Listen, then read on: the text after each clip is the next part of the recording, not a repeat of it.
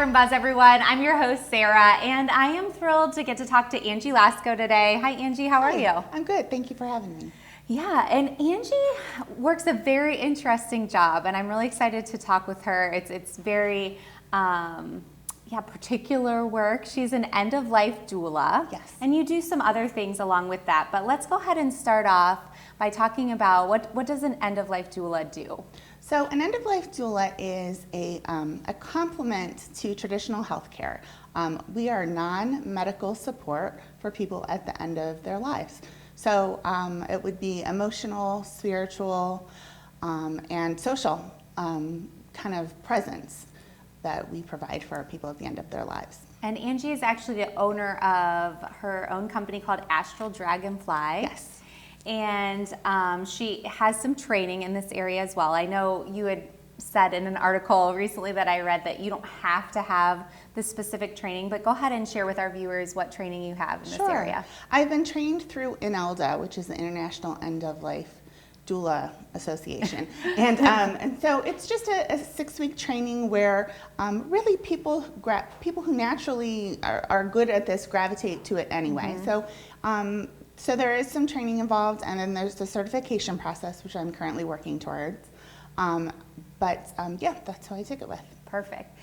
So share with our viewers what this might look like. I mean, not anything specific, Sure. But what it might look like for you to just address some of the needs at the end of someone's life. Sure. So a lot of times in families, so someone is dying, they find out someone is dying, someone has an illness, and it's chaos. It's just mass chaos. And so a doula can come in and kind of provide that clarity. And we don't, as I said, we don't work as a medical or in the healthcare field, but we can help communicate with your healthcare workers. We can help alleviate pain. Like, I'm also certified in guided visual imagery, so I can help someone who's in pain or a family member who might just not be able to focus, who's so upset and so distraught about the death that they need a little bit of extra support in that way, and I can help them through that. We also, in that way, we like to help with pain relief, and something like guided visual imagery does that, or meditation. And also, we help people sum up their lives. What do you want people, what do you want your legacy to look like? Yeah. And we're able to help people articulate that and put that down, or do an art project or do a writing project, something that will stay beyond what they're going to stay.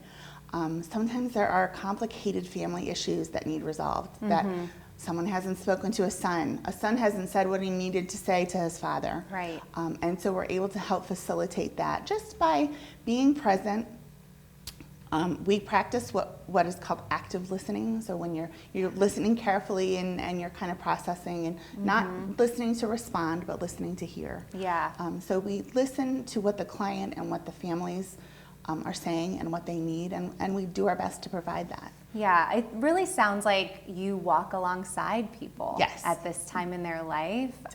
This is definitely an occupation where you need to have a lot of patience, and you have a very peaceful presence. I can just notice that about you, and just provide that peace for people at the end of their lives, for sure. So another thing that you do, and I think you touched on it a little bit, is you do grief coaching. Sure. You're a certified master grief coach. Yes. So share with us a little bit more about what that looks like and how you provide that, both for the person dying, but also for family as well. Okay, sure. So there are many different kinds of grief. I think I read somewhere that there are 500 different types of grief. I would believe it. and so I can work with somebody who has grief from a current, from a family member who died, or grief from a job loss. There are people who have grief from the pandemic, and that's certainly very important to talk about right now. And so grief coaching is different from grief counseling, where in grief counseling someone might be kind of stuck in their grief, where grief coaching, we kind of lay out what are the next steps that you would like to take in your life, and what are your strengths, and how can we use what you're strong at to help move you forward in this grief, and more not getting over the grief, but learning to live with the grief in your life. Okay. Yeah, that sounds really important. And someone could even reach out to you for that if they haven't experienced a death in their family or something like that. That's something that could stand alone, correct? It definitely stands alone. Yeah. I have clients who are experiencing maybe a transition in life, like I said, a job loss or a divorce. Right. Something like that. And we experience grief, and it's important to acknowledge that. And it is. And doula work and coaching work is very similar in that we just stand by you, we walk along, giving you support and just feedback on areas that we feel like maybe you could expand upon and feel stronger and better about your situation. Yeah, absolutely. You're also a non-denominational, all-faith inclusive officiant. Yes.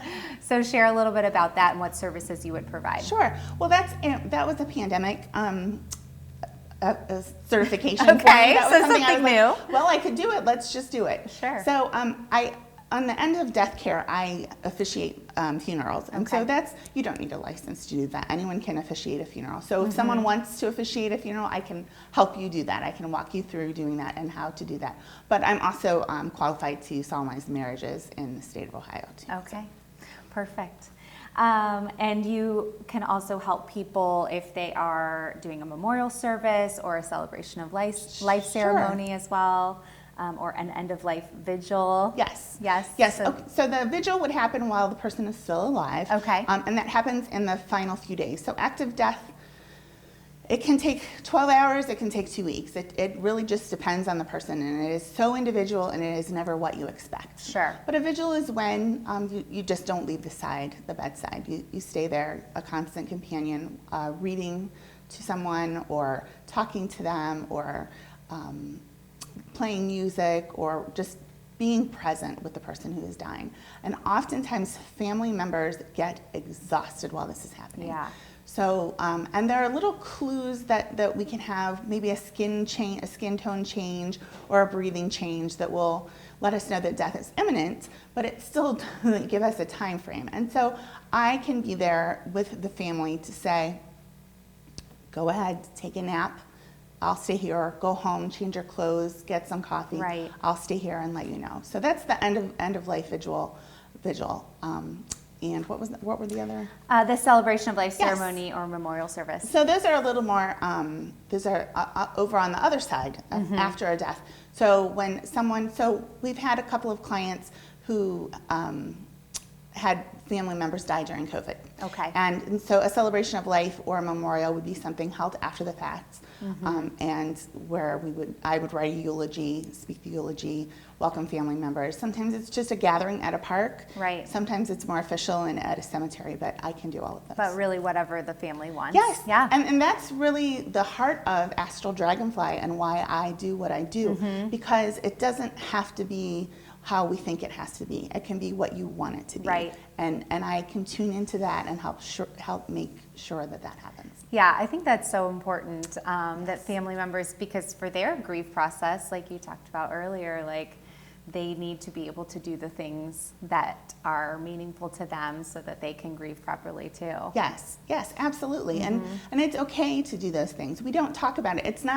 It is not a common thing to have something like Astral Dragonfly on AcronBuzz, because we don't like to talk about it because it's a downer and it gets looked over. But if we talk about it a little bit more, and if we talk about it with positivity, then when the event happens in our lives, because it will, and it's a little bit easier. It's a little bit easier, and we can think about things we want. Some people don't want a traditional funeral, and some people don't want to have viewing or.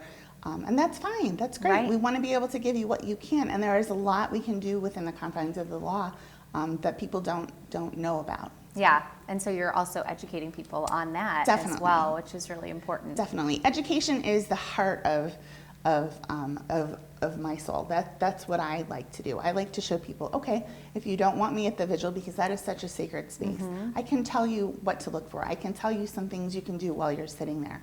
I can walk you through this on the outside. Right. And the same with funerals too. I have done consults where I don't actually perform the funeral, but I tell someone how to write a eulogy, what components, and kind of act as feedback. Yeah, that's fantastic.